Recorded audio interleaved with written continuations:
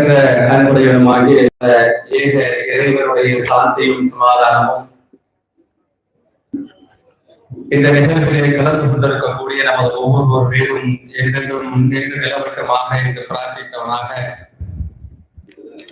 என்னுடைய சலாமை காணிக்கையாக்கிக் கொள்கிறேன். அஸ்ஸலாமு அலைக்கும் வரஹ்மத்துல்லாஹி தஆலா வபரகாத்துஹு.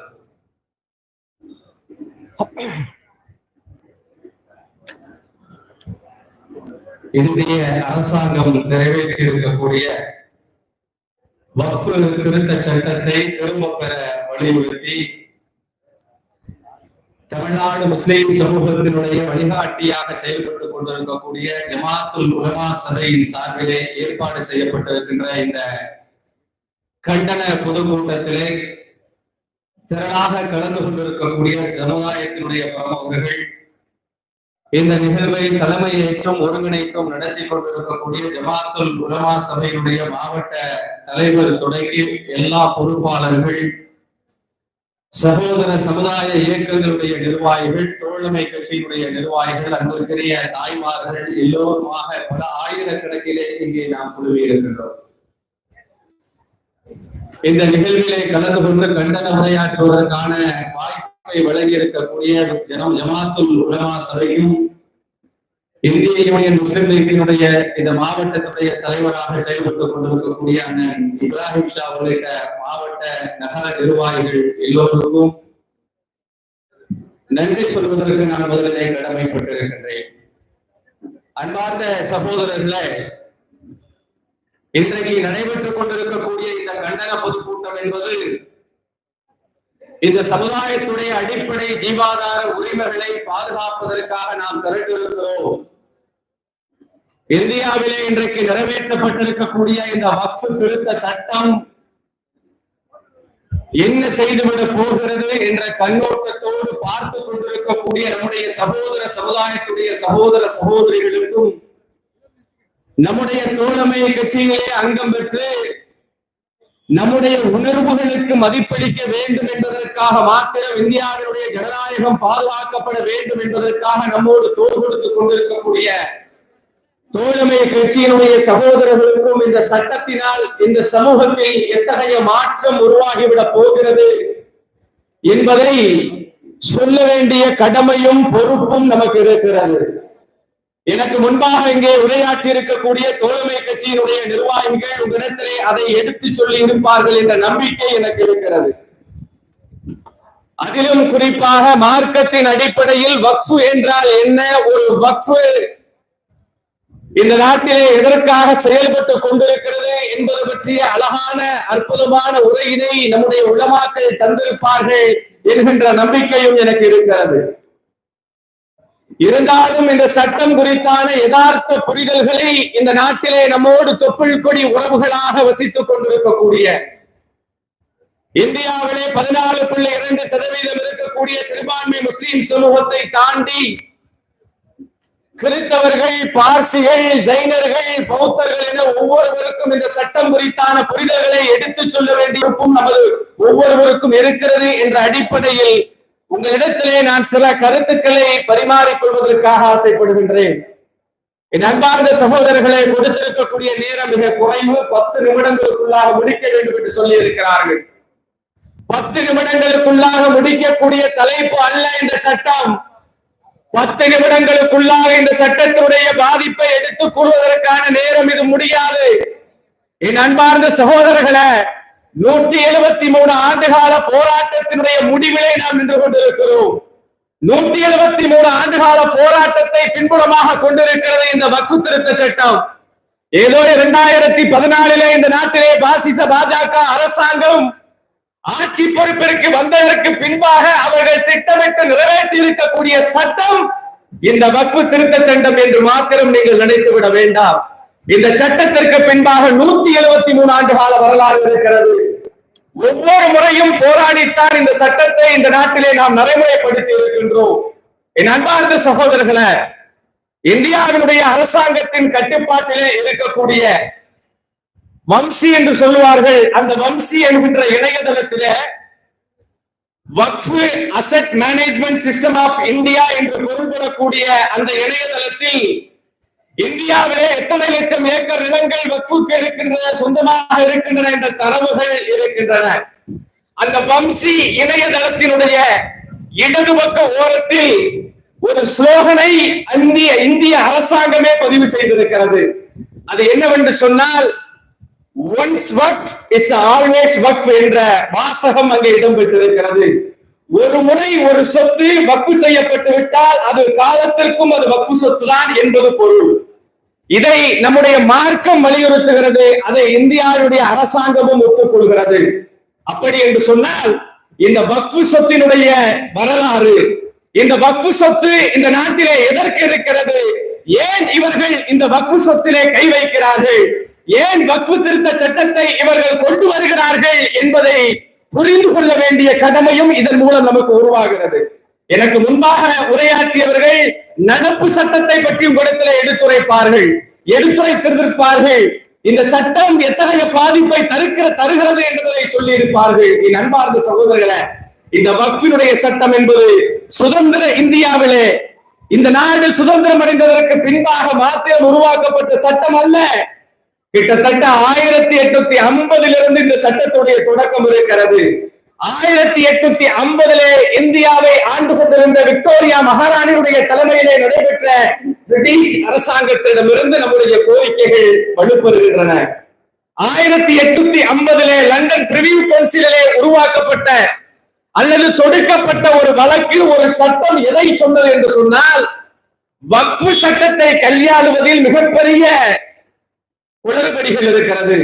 வக்ஃப் சொத்தை நிர்வகிப்பதில் இங்கே இருக்கக்கூடிய நடைமுறை சட்டங்களை காட்டிலும் நாம் உருவாக்கி வைத்திருக்கின்ற, பிரிட்டிஷ் அரசாங்கம் உருவாக்கி வைத்திருக்கின்ற அந்த சட்டம் தான் இதற்கு நிரந்தர தீர்வாக இருக்க முடியும் என்ற அடிப்படையில் என் அன்பார்ந்த சகோதரர்களே, இன்றைக்கு இருக்கக்கூடிய இந்த சட்டமோ அல்லது முன்பாக இருந்த சட்டமோ நடைமுறைக்கு ஒத்து வராது என்ற கோரிக்கையின் அடிப்படையில் லண்டன் பிரிவியூ கவுன்சில் வழங்கிய தீர்ப்பு, இந்த சட்டம் வெள்ளைக்காரருடைய சட்டத்திற்கு உட்பட்டு வர வேண்டும் என்கின்ற கோரிக்கை வெளிப்படுகிற போது அங்கே தொடங்கியது நம்முடைய போராட்டம். அதை தொடர்ந்து ஒவ்வொரு முறையும் இந்த சட்டத்திற்கு எதிராக தொடர்ச்சியான போராட்டங்களை நாம் முன்னெடுத்திருக்கிறோம். அரசியல் பேசுகின்றன என்று நினைக்க வேண்டாம். அன்றைக்கு இந்த நாட்டிலே இருந்தது 2 மாபெரும் அரசியல் இயக்கங்கள். ஒன்று இந்திய தேசிய காங்கிரஸ், மற்றொன்று 1906 உருவாக்கப்பட்ட அகில இந்திய முஸ்லீம் லீக். இந்த அகில இந்திய முஸ்லீம் லீக் என்று சொல்லக்கூடிய அந்த இயக்கம் அன்றைக்கு நம்முடைய தலைவர்களால் துவங்கப்படுகின்ற அந்த காலகட்டத்தில் தான் இந்த லண்டன் பிரிவியூ கவுன்சிலுடைய தீர்ப்பு இங்க இருக்கக்கூடிய வக்ஃபை இல்லாமல் ஆக்கிவிடும் என்கின்ற கோரிக்கையை முன்வைத்து வக்ஃப் சட்டத்தை மீண்டும் ஒரு முறை, இன்றைக்கு இருக்கக்கூடிய வக்ஃப் ஆக்ட் என்று சொல்லுகிறோமே, ஏற்கனவே இருந்த அந்த வக்ஃப் சட்டம் இந்த நாட்டிலே நடைமுறைப்படுத்தப்படும், அந்த சட்டம் சரியான சட்டம் தான் என்பதை லண்டன் பிரிவியூ கவுன்சிலுடைய தீர்ப்பை மாற்றி அந்த சட்டத்தினுடைய பெயர் என்னவென்று சொன்னால், நண்பார்ந்த சகோதரர்களே, முசல்மான் வக்ஃப் வேலிடேட்டி ஆக்ட் என்று சொல்லக்கூடிய அந்த சட்டம் 1913 நிறைவேற்றப்படுகிறது. அந்த சட்டத்தை தொடர்ந்து 1923 மீண்டும் முசல்மான் வக்ஃப் ஆக்ட் என்ற பெயரிலே முஸ்லிம்களுக்கான வக்ஃப் சட்டம் பிரிட்டிஷ் இந்தியாவிலே நடைமுறைப்படுத்தப்படுகிறது. அந்த சட்டங்களிலே இருந்த சில குளறுபடிகளை மாற்ற வேண்டும் என்ற அடிப்படையில் 1930 மீண்டும் முசல்மான் வக்ஃப் வேலிடிட்டி ஆக்ட் என்று சொல்லக்கூடிய அந்த சட்டம் நடைமுறைப்படுத்தப்பட்டு கிட்டத்தட்ட இந்த வக்ஃப் சட்டத்தில் இருந்த அனைத்து குளறுபடிகளையும் பிரிட்டிஷ் இந்தியாவிலேயே திருத்தம் செய்து அந்த சட்டம் நிறைவேற்றப்படுகிறது. அதற்கு பின்பாக நடந்த வரலாறு உங்கள் எல்லோருக்கும் தெரியும். 1954 1947 இந்த நாடு சுதந்திரம் அடைகிற போது 1950 இந்தியா ஜனநாயக குடியரசாக மலர்கிறது. அதற்கு பின்பாக 1954 இந்திய கான்ஸ்டிடியூஷன் அசம்பிளி என்று சொல்லக்கூடிய இந்தியாவினுடைய கான்ஸ்டிடியூஷன் அசம்பிளியால் உருவாக்கி இந்த நாட்டிலே நடைமுறைப்படுத்தப்பட்ட இந்தியாவினுடைய அரசியல் சாசன சட்டத்தினுடைய அடிப்படையில் 1954 மே 1 உருவாக்கப்பட்ட வக்ஃப் அமெண்ட்மெண்ட் ஆக்ட் என்று சொல்லக்கூடிய அந்த முதலாவது வக்ஃப் சட்ட திருத்தம் தான் இன்று வரை ஒவ்வொரு காலகட்டத்திலும் மாற்றி அமைக்கப்பட்டிருக்கிறது. 1954 பின்பாக எல்லாரும் கேட்டுக்கங்க, இங்க சுத்தி நிறைய சகோதர சமுதாயத்தை சேர்ந்த இந்து சமுதாய பெருமக்கள், கிறிஸ்துவ சமுதாய பெருமக்கள் நீங்கள் நின்று கொண்டிருக்கிறீர்கள் என்றால் நீங்கள் தயவு செய்து நீங்கள் இந்த செய்தியை கேட்க வேண்டும். 1954 உருவாக்கப்பட்ட அந்த வக்ஃப் சட்டம் தான் பிற்காலத்திலே 1959 ஒரு முறை, 1964 ஒரு முறை, 1984 ஒரு முறை என 3 முறை இந்த சட்டம் திருத்தப்பட்டிருக்கிறது. 3 முறை இந்த சட்டம் திருத்தப்பட்டதற்கு பின்பாக மேஜர் கரெக்ஷன் என்று சொல்லக்கூடிய மிகப்பெரிய திருத்தங்கள் என்று வருகிற போது 1995 உருவாக்கப்பட்ட வக்ஃப் சட்டம் தான் இன்றளவும் நடைமுறையில் இருக்கிறது. இப்ப பிரச்சனை எங்க வருது அப்படிங்கறத நம்ம இதுக்கு அப்புறம் தான் பார்க்கணும். 1995 உருவாக்கப்பட்ட வக்ஃப் சட்டம், அந்த சட்டம் இன்று வரை நடைமுறையில் இருக்கிறது. இந்த சட்டத்தில 2013 அன்றைக்கு இருந்த ஐக்கிய முற்போக்கு கூட்டணி ஆட்சி, 2வது ஆட்சி நடைபெற்றுக் கொண்டிருக்கிற போது இந்த வக்ஃப் திருத்த சட்டம் 2013 கொண்டு வந்த ஒரு மிகப்பெரிய திருத்தம் என்னவென்று சொன்னால், நண்பார்ந்த சகோதரர்களை, அதைத்தான் இங்கே பிரிவு 40 என்று சொல்லி காட்டியிருப்பார்கள். அந்த பிரிவு 40 என்ன சொல்லுகிறது? வக்ஃப் வாரியம் செயல்பட்டுக் கொண்டிருக்கக்கூடிய அல்லது பயன்படுத்திக் கொண்டிருக்கக்கூடிய வக்ஃபினுடைய நிறுவனங்கள் கட்டுப்பாட்டிலே இருக்கக்கூடிய அந்த சொத்துக்கள் அது வக்ஃப் சொத்துக்களா அல்லது வக்ஃப் சொத்து இல்லையா என்கின்ற முடிவை எடுக்கக்கூடிய அதிகாரத்தை அந்த சட்ட திருத்தம் வக்ஃப் நிறுவனங்களுக்கு வழங்கி இருந்தது, வக்ஃப் வாரியங்களுக்கு வழங்கி இருந்தது. இன்றைக்கு இவர்கள் நிறைவேற்றி இருக்கக்கூடிய இந்த சட்டம் வக்ஃப் அமெண்ட்மெண்ட் ஆக்ட் 2024 சட்டம் அந்த சரத்து 40 முற்றிலுமாக நீக்கிவிட்டது. ஒரு சொத்தை அது வக்ஃப் சொத்தா இல்லையா என்று முடிவெடுக்கக்கூடிய அதிகாரத்தை இந்த திருத்தத்தை மாற்றிவிட்டு அதை மாவட்ட கலெக்டருக்கோ அல்லது மாவட்ட கலெக்டருக்கு இணையான அதிகாரம் பெற்றிருக்கக்கூடிய ஒரு அதிகாரிகளுக்கோ இன்றைக்கு மாற்றி இருக்கிறார்கள் என்று சொன்னால், முதலாவதாக இந்த சட்டத்திலே ஒரு சொத்தை இது எங்களுடைய வக்ஃப் சொத்து தான் என்று சொல்லக்கூடிய அதிகாரத்தை முற்றிலுமாக இன்றைக்கு புரிந்து விட்டார்கள். என் அன்பிற்கிலே சகோதர இந்து சமுதாய, கிறிஸ்துவ சமுதாய பெருமக்களிடத்திலே நாங்கள் கேட்கின்றோம், இங்க இருக்கக்கூடிய ஒரு கோவிலுடைய சொத்தை, இங்க இருக்கக்கூடிய ஒரு தேவாலயத்துடைய சொத்தை, இங்க இருக்கக்கூடிய ஒரு பௌத்த கோவிலுடைய சொத்தை அது அந்த கோவிலுக்கு சொந்தமானதா அந்த தேவாலயத்திற்கு சொந்தமானதா என்கின்ற முடிவை ஒரு முஸ்லீம் வந்து எடுப்பார் என்று சொன்னால், இங்க இருக்கக்கூடிய சகோதர தொப்புள்படி உறவுகளை, இந்து சமுதாய பெருமக்களே, அதை நீங்கள் ஏற்றுக்கொள்வீர்களா? கிறிஸ்துவ சமுதாய பெருமக்களே, அதை நீங்கள் ஏற்றுக்கொள்வீர்களா? பௌத்த மதத்தை பின்பற்றக்கூடிய நீங்கள் ஏற்றுக்கொள்வீர்களா என்று கேட்க நாங்கள் ஆசைப்படுகின்றோம். யாரும் யாருடைய சொத்திற்கான முடிவை எடுப்பதற்கான அதிகாரத்தை இந்தியாவுடைய அரசியலமைப்பு சட்டம் வழங்காத போது இன்றைக்கு ஆண்டு கொண்டிருக்கக்கூடிய ஆட்சியாளர்கள் சொல்கிறார்கள் என்று சொன்னால், எங்கள் மனதில் எவ்வளவு வேதனைப்பட்டிருக்கும், எங்களுடைய மனதில் எவ்வளவு காயப்பட்டிருக்கும் என்பதை நீங்கள் எண்ணி பார்க்க வேண்டாமா? ஒரு பள்ளிவாசலுக்கு சொந்தமான சொத்தை அந்த பள்ளிவாசலுக்கு சொந்தம் இல்லை சொல்லுகின்ற அதிகாரம் முஸ்லிம்களுக்கே உரித்தானதாக இருக்கிறார் என்று கேட்டால் நிச்சயமாக இல்லை. அது ஒரு முறை வக்ஃப் செய்யப்பட்டு விட்டால் அந்த சொத்தை யார் ஒருவர் வக்ஃப் செய்தாரோ அவரே இது வக்ஃப் இல்லை என்று சொல்வதற்கு அதிகாரத்தை எங்களுடைய படைத்த இறைவன் எங்களுக்கு வழங்காமல் இருக்கிற போது அந்த அதிகாரத்தை உங்கள் கையிலே வழங்கியது யார் என்கின்ற கேள்வியை நாங்கள் கேட்பது நியாயமா இல்லையா? நண்பார்ந்த சகோதரர்களை, எந்த அளவிற்கு இன்றைக்கு இந்த சமுதாயம் காயப்படுத்தப்படுகிறது, எந்த அளவிற்கு இந்த சமுதாயம் இன்றைக்கு அனுதினமும் பிரச்சனையை சந்தித்துக் கொண்டிருக்கிறது என்பதை உணர்ந்து கொள்ள வேண்டிய காலத்துடைய கட்டாயத்தில் நீங்கள் இருந்து கொண்டிருக்கிறீர்கள். நண்பார்ந்த சகோதரர்களை, நன்றாக உன்னிப்பாக கவனியுங்கள். இவர்கள் தொடர்ச்சியாக கொண்டு வரக்கூடிய ஒவ்வொரு சட்டங்களும், அது முத்தலாக் தடை சட்டமாக இருந்தாலும் சரி, காஷ்மீருடைய சிறப்பு அந்தஸ்து நீக்கமாக இருந்தாலும் சரி, அல்லது சமீபத்திலே நிறைவேற்றி இருக்கக்கூடிய குடியுரிமை திருத்த சட்டமாக இருந்தாலும் சரி, இந்த ஒவ்வொரு சட்டங்களையும் இவர்கள் இந்த நாட்டிலே எதற்கு நடைமுறைப்படுத்துகிறார்கள் என்பதை நீங்கள் புரிந்து கொண்டீர்கள் என்று சொன்னால் இவருடைய நோக்கம் என்னவென்பது உங்களுக்கு புரியும். என் அன்பார்ந்த சகோதரர்களே, இந்த சட்ட திருத்தத்தை கொண்டு வந்திருப்பவர் யார்? இந்த சட்ட திருத்தத்தை இந்தியாவினுடைய நாடாளுமன்றத்திலே கொண்டு வந்திருப்பவர்கள் யார் என்பதை நீங்கள் கவனித்து பாருங்கள். ஆண்டு கொண்டிருக்கக்கூடிய ஆட்சியாளர்கள் இந்துத்துவத்தின் பக்கம் இந்த நாட்டை நடத்தி கொண்டிருப்பவர்கள். ஆனால் இந்த சட்டத்தினுடைய முன்வடிவை இந்த நாட்டினுடைய பாராளுமன்றத்திலே முன்வைத்தவர் யார்? கிரண் ரிஜிஜு என்று சொல்லக்கூடிய சிறுபான்மை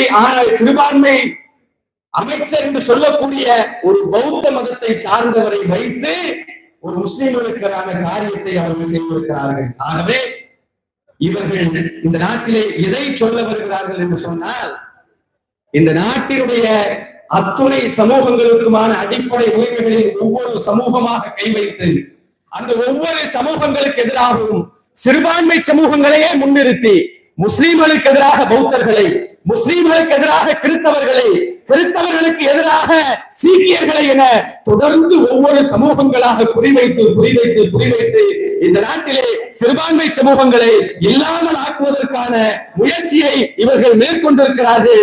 இந்த சதித்திட்டத்தை, இந்த மாபெரும் சதித்திட்டத்தை முறியடிக்க வேண்டிய பொறுப்பும் கடமையும் நாம் ஒவ்வொருக்கும் இருக்கிறது என்பதை நாம் நிச்சயமாக உணர்ந்து கொள்ள வேண்டும். அந்த அடிப்படையிலே இங்க இருக்கக்கூடிய எங்களுடைய சமுதாயத்திலே சகோதர சமுதாயத்தவர்களுக்கு உங்களிடத்திலே நான் ஒரு கோரிக்கையை மாத்திரம் உங்களிடத்திலே வைத்து நான் விடைபெறுவதற்கு நான் விரும்புகிறேன். உங்களிடத்திலே இன்றைக்கு வக்ஃபின் பெயரால், வக்ஃப் சட்டத்தின் பெயரால் இந்த நாட்டிலே இருக்கக்கூடிய சொத்துக்களை முஸ்லிம்கள் அபகரிக்கிறார்கள் என்ற பெயரில் இந்த நாட்டினுடைய ஆட்சியாளர்கள் ஒரு பொய்யான பரப்புரையை செய்து கொண்டிருக்கிறார்கள். எந்த அளவிற்கு என்று சொன்னால், இந்த நாட்டில் இருக்கக்கூடிய உள்துறை அமைச்சர் கூட வக்ஃப் வாரியத்துடைய சொத்துக்கள் 2013க்கு பிறகு 21 லட்சம் ஏக்கர் என்கின்ற அளவிற்கு அதிகரிக்கப்பட்டு 39 லட்சம் ஏக்கர் நிலங்கள் இன்றைக்கு வக்ஃப் வாரியத்திற்கு இருப்பதாக பொய்யான தகவல்களை சொல்லிக் கொண்டிருக்கிறார்கள். பல கிராமங்களை வக்ஃப் வாரியம் சொந்தம் கொண்டாடி மீட்டெடுப்பதாக சொல்லுகிறார்கள். அது நிச்சயமாக அதில் உண்மை இல்லை. உதாரணத்திற்கு பாராளுமன்றத்திலே கிரண் ரிஜிஜு அவர்கள் சொல்லி காட்டினார்களே, திருச்சியில இருக்கக்கூடிய திருச்செந்துறை கிராமம், அந்த கிராமத்திலே இன்றைக்கும் பத்திரப்பதிவு நடந்து கொண்டிருக்கிறது. அதை தாண்டி அந்த இடம் வக்ஃபா இல்லையா என்கின்ற முடிவை இந்த நாட்டினுடைய அன்றைய உள்துறை அமைச்சராக இருந்த சர்தார் வல்லபாய் பட்டேல் அவர்கள் மூலம் உருவாக்கப்பட்ட குழுவின் அடிப்படையில், சிறுபான்மையினருக்கு வழங்கப்பட்ட உரிமைகளின் அடிப்படையில் அன்றைக்கு இருந்த அரசாங்கம் எந்த புள்ளி விவரத்தை தந்ததோ அந்த புள்ளி விவரம் தான் அதை வக்ஃபிடம் என்று சொல்லுகிறது. ஆகவே நாங்கள் எந்த கோயிலையும் எந்த தேவாலயத்தையும் நாங்கள் நிச்சயமாக உரிமை கொண்டாடவில்லை.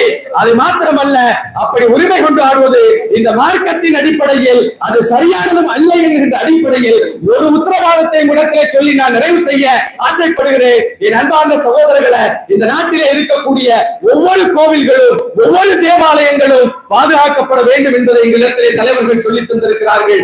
இங்கே இருக்கக்கூடிய பராசக்தி மாரியம்மன் கோவிலுடைய அந்த வழிபாட்டு உரிமை ஒருவேளை இந்தியாவிலே ஜனநாயகத்தை மீறி பறிக்கப்படும் என்று சொன்னால், அதற்கு முதலாவதாக குரல் கொடுக்கக்கூடிய இடத்திலே இதே முஸ்லிம் சமுதாயம் என்றைக்கும் இருக்கும் என்பதை எங்களுடைய கடந்த கால வரலாறுகள், எங்களுடைய தலைவர்கள் எங்களிடத்தில் சொல்லி காட்டியிருக்கிறார்கள், நடந்தும் காட்டியிருக்கிறார்கள். அந்த அடிப்படையில் யாருடைய வழிபாட்டு உரிமையிலும் இந்த சமுதாயம் தலையிடாது, யாருடைய சொத்தையும் சொந்தம் கொண்டாடாது. எங்களுடைய உரிமையை கேட்கின்றோம், எங்களுடைய சொத்துக்களை கேட்கின்றோம். இன்னும் கூடுதலாக சொல்ல வேண்டும் என்று சொன்னால், இந்த நாட்டிலே இருக்கக்கூடிய அரசியலமைப்பு சட்டம் காக்கப்பட வேண்டும் என்பதற்காக இத்தகைய ஆர்ப்பாட்டங்களை, கண்டன கூட்டங்களை நாங்கள் நடத்தி கொண்டிருக்கிறோம். ஆகவே எங்களுடைய உணர்வுகளை நீங்கள் மதிப்பளித்து எங்களோடு கரம் கோர்த்து இந்தியாவை ஜனநாயக நாடாக, வலுப்பெற்ற நாடாக கொண்டு செல்வதிலே உங்களுக்கும் அந்த கடமை இருக்கிறது. ஆகவே கைகோர்த்து நடப்போம், சமுதாயங்களை ஒன்றிணைப்போம், எல்லா மதங்களையும் மதம் ஜாதி இனங்களுக்கு அப்பாற்பட்டு ஒன்றிணைந்து இந்தியாவை சமயச்சார்பற்ற குடியரசாக மாற்றுவோம் என்று கூறி வாய்ப்புக்கு நன்றி கூறி விடைபெறுகிறேன். அஸ்ஸலாமு அலைக்கும் வரஹ்மத்துல்லாஹி வபரகாத்துஹு.